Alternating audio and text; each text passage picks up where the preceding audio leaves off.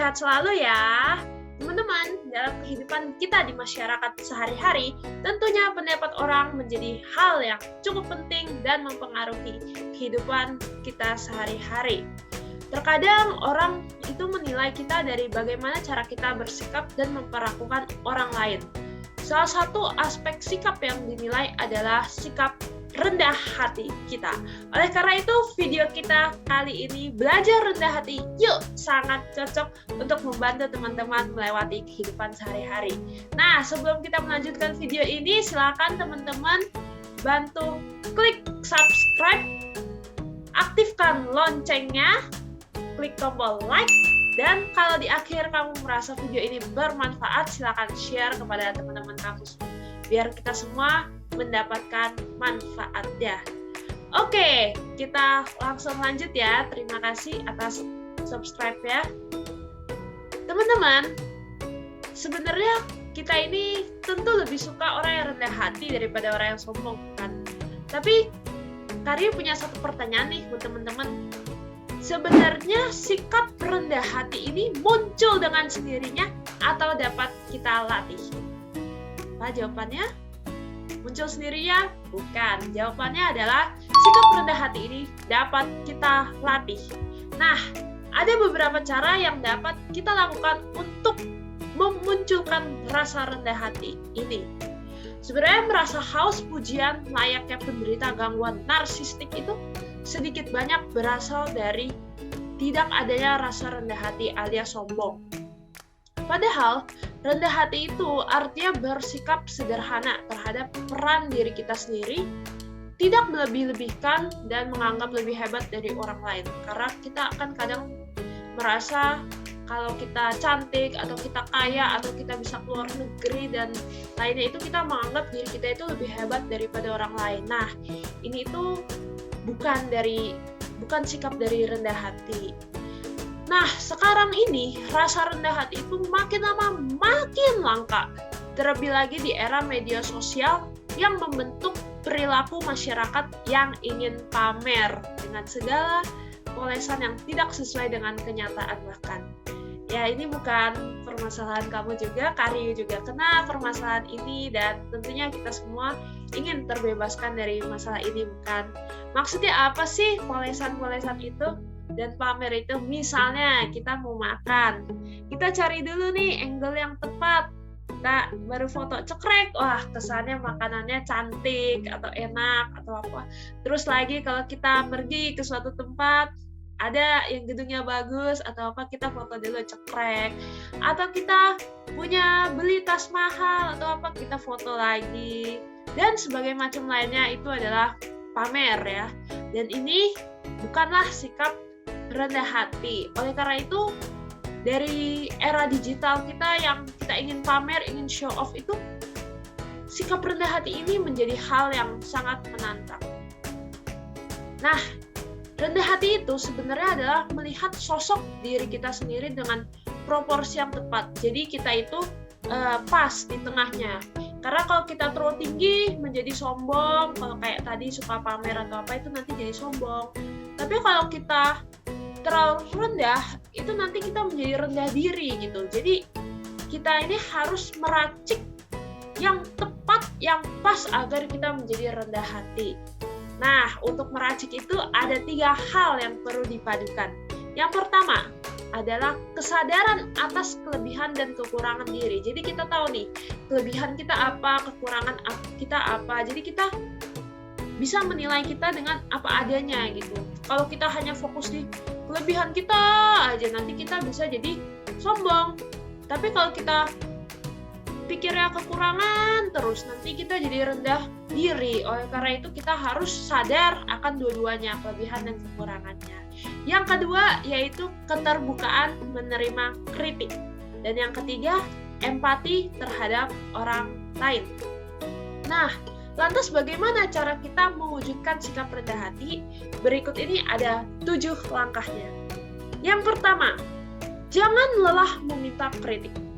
Ada kalanya seseorang merasa apa yang dikerjakannya itu sudah sempurna, hanya karena kita itu nggak mendengar kritik atau masukan dari orang lain. Misalnya kita buat tugas gitu, kita udah desain PowerPoint-nya atau apanya gitu, kita udah anggap sempurna, ternyata masih ada typo atau apa, cuma karena kita nggak meminta masukan dari orang lain itu kita udah menganggap itu sempurna. Nah ini nggak boleh ya. Oleh karena itu untuk mewujudkan sifat rendah hati, kita harus meminta kritik, masukan bisa dari orang terdekat yang jujur juga ya.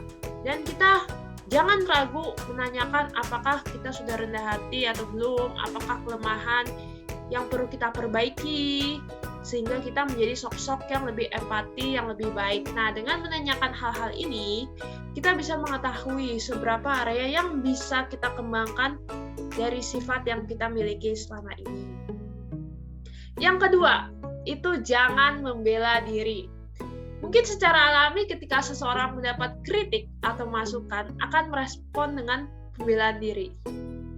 Misalnya dibilang, kamu hari ini pakaiannya kurang bagus ya, terus dia bisa membela, oh ini namanya mode atau apa. Nah, ini nggak boleh. Kita harus tahan untuk tidak melakukan pembelaan diri ini. Meski kritik atau masukan yang didengarkan itu tidak menyenangkan, kita cari waktu untuk menghadapinya sebagai momen untuk belajar dan bertumbuh. Pahami betul bahwa untuk mewujudkan sifat rendah hati perlu waktu dan usaha yang konsisten.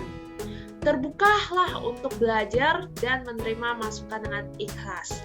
Merespon masukan dengan pembelaan diri justru tidak akan efektif. Jadi teman-teman, yang pertama tadi kalau kita udah meminta kritik dan masukan, yang kedua ini kalau kita udah dapat masukan atau kritik, kita jangan buru-buru membela diri atau apa gitu, tapi kita terima dengan ikhlas dan merespon dengan baik seperti itu. Nah, yang ketiga adalah empati terhadap orang lain. Akar dari kerendahan hati adalah rasa empati terhadap orang lain.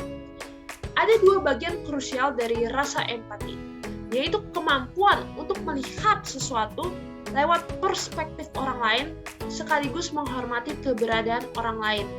Dengan membangun rasa empati, di saat yang sama sifat rendah hati akan terbentuk. Jadi mari kita berlatih untuk memposisikan diri kita sebagai orang lain. Dengan cara ini, empati bisa memecah pola terlalu fokus pada diri sendiri dan membuat kita lebih terkoneksi dengan orang lain. Dalam jangka panjang, hal ini akan berdampak positif bagi hubungan kita dengan orang lain. Nah, yang keempat itu adalah tak segan bertanya. Berlatih menjadi sosok yang rendah hati artinya tak segan memposisikan diri kita sebagai orang yang perlu belajar lebih banyak hal. Jangan segan untuk bertanya, hapuskan paradigma lama bahwa bertanya akan membuat seseorang tampak bodoh. Justru sebaliknya, bertanya akan memberi ruang bagi orang lain untuk berpartisipasi hingga akhirnya berdiskusi. Nah, dari bertanya diskusi ini kita akan mendapatkan banyak insight tentunya, dan tak menutup kemungkinan satu pertanyaan sederhana bisa membawa perubahan besar. Ini adalah bagian dari sifat rendah hati karena tidak merasa serba tahu segala hal. Yang kelima, menjadi pendengar yang baik. Sejalan dengan kemampuan tidak membela diri ketika menerima kritik, yang poin nomor 2 kita tadi, jadilah pendengar yang baik. Ini adalah langkah awal yang perlu dilakukan jika ingin memiliki sifat rendah hati. Tentu untuk bisa menjadi pendengar yang baik, perlu respect, hormat terhadap orang yang berbicara. Ingat, setiap orang memiliki perspektif yang sama-sama berharga. Jangan menilai seseorang hanya dari penampilan luarnya saja, atau sekedar dari jabatannya di kantor. Misalnya bos kita dengerin gitu, kalau teman sekerja atau apa kita nggak denger. Nah, ini salah ya. Sebenarnya siapapun dia, baik dia office boy atau apa gitu, bisa jadi memiliki opini atau pengalaman yang berharga untuk kita gitu. Jadi kita harus menjadi pendengar yang baik. Yang keenam, yaitu sadar diri. Setiap orang di dunia ini adalah bagian dari alam semesta yang begitu besar. Ibaratnya sadar diri itu bukanlah kita ini pusat dari alam semesta, tapi kita ini bagian dari alam semesta. Nah, dengan menanamkan pola pikir ini, seseorang tak akan lagi merasa paling penting atau egois. tapi kita semakin bisa menghargai keberadaan dari orang lain. Yang ketujuh, jangan mengharapkan apresiasi. Untuk menjadi rendah hati, seseorang sebaiknya berbicara sesedikit mungkin hal tentang dirinya. Dengan cara apapun, mulai dari pamer terang-terangan hingga humble brag, yaitu pamer yang dibungkus dengan kerendahan hati palsu, dan demikian tak ada harapan untuk mendapat apresiasi atau pujian dari orang lain. Ada mitos yang menyebut sosok rendah hati akan luput terlihat atau kurang menonjol dalam suatu lingkungan. Sebenarnya ini salah besar. Justru orang yang rendah hati akan tampak jauh lebih atraktif ketimbang orang yang suka menyombongkan diri. Memang tak mudah untuk memiliki sifat rendah hati, perlu konsistensi dan tekad yang begitu kuat, terlebih jika lingkungan sekitar sibuk memamerkan kelebihan dan ego masing-masing. Akan semakin sulit mewujudkan kerendahan hati. Akan tetapi, tetaplah belajar untuk menjadi orang yang rendah hati, yang dimana perasaan rendah hati ini seperti yang kita tahu membawa kita kepada hal yang lebih baik dalam kehidupan kita. Akhir kata, bersemangatlah dan teruslah menjadi lebih baik. Sekian dari Karyo hari ini, sampai jumpa di video selanjutnya minggu depan. Dadah!